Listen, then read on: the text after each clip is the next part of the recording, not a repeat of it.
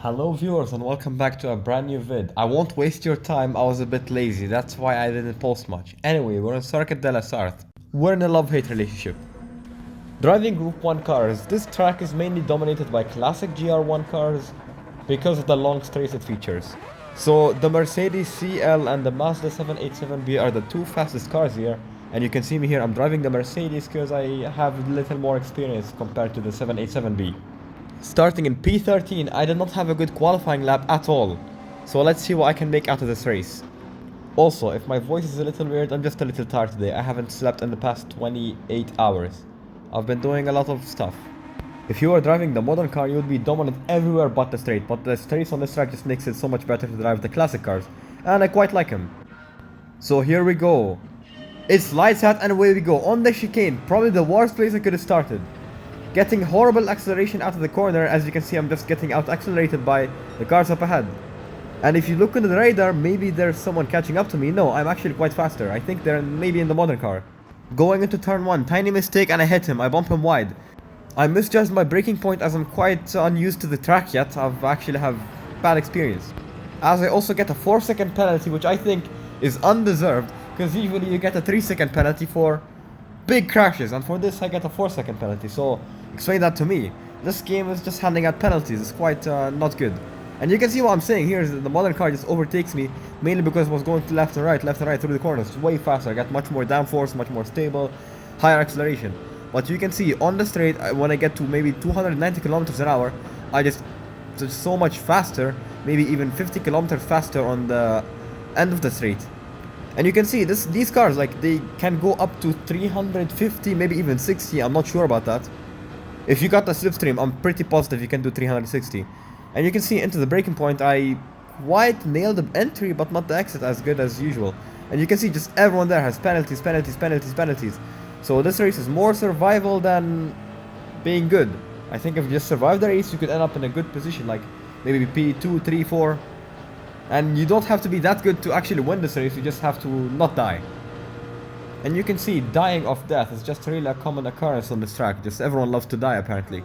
And here we go into the next chicane. You can see me right on the bumper of this car. What car is this? I think it's also another Mercedes. No, it's actually a Porsche. I have a beautiful exit and I'm right behind him. I'm actually quite faster, so I switch off for the overtake. And now we're basically a drag race until the corner. The very weird kink to the right, which I quite like it, but again, a lot of the time it just catches you off. The braking point kind of changes all the time depending on where you have slipstream, where your tires are good or bad. So you can see me, it's quite hard to get consecutively unless you're good at managing your tires, or, like, you know, guessing where your tires will be, because the lap here is actually very long on high tire degradation setting. You would actually get, like, the first time you go around the corner, you would brake as normal. The second time you would have to brake a bit earlier, actually quite a bunch earlier, because the track, the degradation is just that bad. So probably through my favorite section, I don't know what they call this, but I just quite like it because I just seem to be quite better than everyone else. So when you're dominant around somewhere where no one else is, you just feel it's good. Not this corner, because I actually quite have some troubles, because you can see I just go off. Yeah, not the best of ways to go around the corner, but it happened. I won't moan too much about it. I'm just gonna serve my penalty and get going and try to stay in P8, I guess. Maybe a P7, P6. And I'll be honest, Polyphony Digital, please fix the penalty system. I don't think that tiny tap was worth 4 seconds. Usually it's a 3 second. I'm not Lewis Hamilton. I'm not the Luna Hamilton. Don't worry, I won't complain too much, alright? Sorry to all Lewis fans, but he complains too much, alright? So now with maybe a second gap to the car behind and a second gap to a car in front, you can see the car behind actually is way faster than me in this section, because again, modern car, just flies past me. Oop, there he goes, up in the sunset. There is no way I'm catching him before the straight. That car is just so much faster through this last section especially, because it's all braking points and tight corners. Well, not specifically tight, but interesting corners. So this is why I think GR1 should be divided into two classes, you know, the modern and classic, because you can see it's just so different to drive these cars. Like, every car have their own charm in, like, you know, GT1 class. And you can see I quite like the old cars, like, even in normal circumstances, because they're just such a charm to drive. You know, you get long braking distances, the cars are so fast, they're just so beautiful to drive. And then if you're driving the modern cars, just like, how do I say it? it's too fast in the term that, you know, very short braking, like very short braking. It goes really fast in the corners. So like it's a little too fast for it to be enjoyable for me, because I quite a lot actually. I just enjoy the long braking distances, and like, you know, you can strategize so much. You can ride the brakes, you can stab the brakes, you can just hit the brakes in so many different ways, because it's just long enough where you would actually, in the entry of the corner, you would apply the brakes differently compared to the exit. No, compared to the, like, late entry, because like you're still entering the corner, you're still braking point. At the beginning of the braking point, you apply the brakes differently compared to the end of the braking point. And like, it's just this way, there's a lot of variability in the braking you get in these long braking distances, and I quite like that about the classic cars. And you can see I pull an overtake actually on this Greek driver. Actually, I don't know what flag this is. I think it's Greek. Yeah, it's the Greek flag. Easy overtake, I won't brag too much about it, but like now he's gonna have my slipstream, so it might get me into the second chicane. So let's see what he does. I think it's a bit too far for slipstream actually, but I might screw up the corner as I usually do. And yeah, I did screw up the corner. You can see him, it's just so much better. Never mind, he also screwed up the corner. But he stays up ahead, and I don't know if he gets another penalty. He probably does. And now I just go ahead again, and now it's basically a drag race until the finish. I mean, no, the end of the straight, which is just a very long sweeping braking point.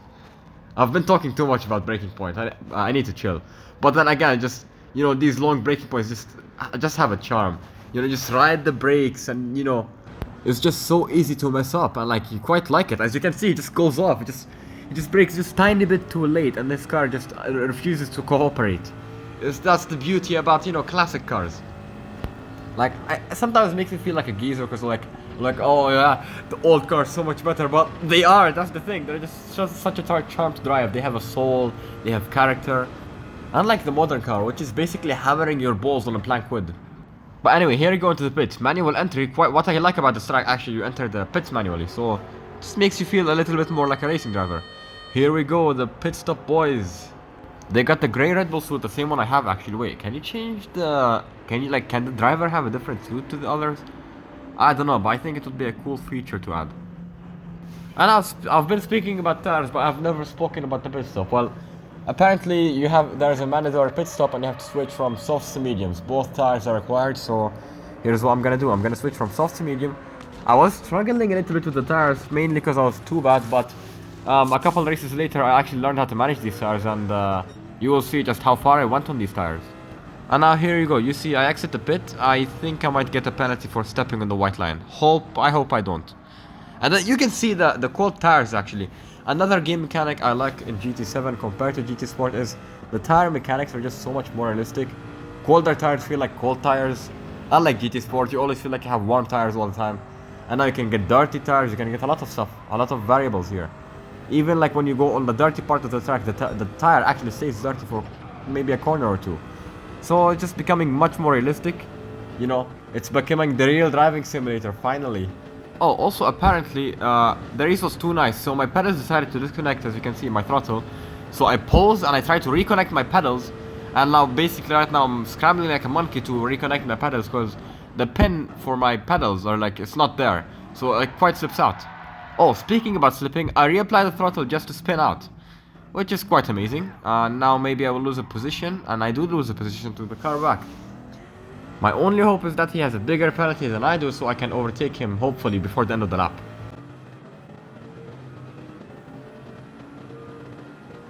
I didn't have to speak long, I forgot he was in the modern car, so I quite catch up to him, no problems on the straight, but never mind, I just quite screw up the exit. Little cinematic of this, my favorite corner, just the long sweeping corner. Just so good to drive, it's like, I quite messed it up, but, you know, so good to drive. So approaching the car up ahead, I'm quite faster than him again on this quite a long straight, so I do overtake him, but apparently there was a network glitch where it seems like he crashed into me, but he didn't. But yeah, again, now into the corner, as you can see, he just catches up to me, and now he's basically on my tail, and he's probably gonna out-accelerate me. He didn't, but he goes through the corner. I'm a little wide, and he seems to be having a little bit of throttle trouble. So he spins out, and I have the position. I keep it. Very nice. P8. It's not too bad comparing. I mean, it is quite bad. But I started from P13 and I have zero experience on the track, so it's not too bad. Yeah, so yeah. This is why I hate Circuit de la. For all the reasons I love it, there's equal reasons I hate it, and this is one of them. One of the many. So now I lose a position back to the same driver. Interesting. Skipping forward to the end of the race, now I'm on P8 and basically stayed on the same position. I didn't get my position back due to an overtake, someone spun out or something, I don't quite remember, but yeah. So now the end of the race, I finished before I could finish, so I did get a DNF, sad life. Now show up again to the same track with an improved lap time and an improved outfit. Ready to go now, and it's lights out and away we go. A little bit of wheel spin on the getaway is slowing me down a little bit, but it shouldn't be too much and I could basically catch him back on the straight of the slipstream. And I'm making my move onto the sweeping right-hander. Who's gonna come out on top or who's gonna mess up the brakes? Who knows? Anyways, hitting the brakes, slamming hard on the brakes. I just keep it nice and tight and you can see it's mayhem. A lot of cars going through each other. And somehow I managed to stay in P2, surprisingly. Only behind the modern car, which is, you know, yeah, modern car, hammer on the balls. I'll get him back on the straight, don't worry about him. It's just, let's worry about, you know, just driving good and not making another mistake. And you can see that the other 787B is right on my bumper. He's gonna benefit of the slipstream. And I would be in trouble in the first chicane, so let's see what he will do. Oh, he made a mistake and he's no longer in my slipstream, so that's great. I'm basically gonna overtake the German driver and piss off into the sunset. I didn't have to wait long because I already overtook him and I'm halfway to reach the sunset, so yeah. It's gonna be a very comfortable race, just me leading the pack. So I won't waste your time too much, so I'll just speed up the clip and you can just, you know, chill out. You don't have to worry about your precious time being wasted. I'm taking care of that. Making sure not a single second of your time is wasted. Cheers.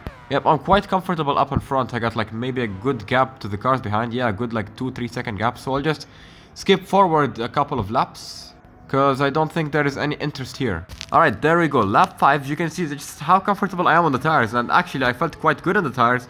But I had to pit due to the mandatory pit stop. If I didn't pit this lap, I would have been basically screwed. Going in again to the pit stop boys, the Red Bull boys. Best I can do is hope I get out back on track with no traffic to worry about. Other than that, I'm basically set for the win, so let's see. I'm pretty positive entering the pit. I had a healthy 7, 8, maybe even 15 second gap. I'm not sure, I don't quite remember. I did this race like last week, so don't quote me on it, but I think I had a healthy gap. And you can see I was surprised to see no other driver spitting, so they would get the penalty. So all I have to do is just basically get the car home and not have to worry too much about it. And I'm doing quite great. There's not much traffic. I mean, there's only maybe 3 cars up ahead and not much traffic. They're all quite separated and I'm just that much faster, so I'll just overtake him. So heading out on track with the cold tires, I should warm them up quite fast. I shouldn't worry too much about them. Nah, look at me, already up to temperature and pushing hard. And you can see the beautiful external shots of the car. It's actually way better than the cockpit view I have, but the cockpit view just has another feeling. It makes you feel more included in it. It's quite to explain, but yeah. Anyways, actually I'm getting quite close to him on the straight. I didn't expect to be that much faster, but I guess I am in the slipstream range and I'm actually quite ready to overtake him at the chicane.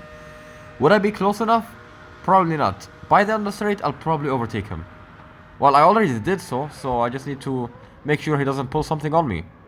And oof, bad entry, and I just hope I get a clean exit. He gives me the bump draft, so I'm all good. All I need to do is make sure I just don't screw the other chicane.